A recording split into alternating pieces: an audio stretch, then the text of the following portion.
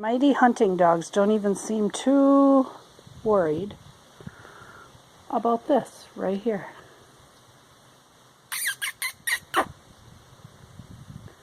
These deer have been fed so much in the campground here.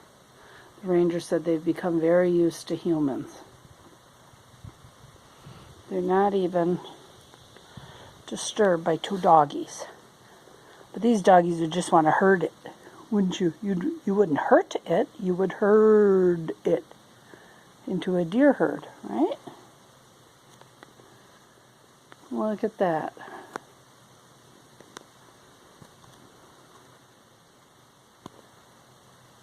Get in focus here. There we go.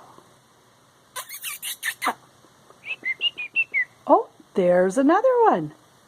Well, look at you pop up your head. What are you doing back there?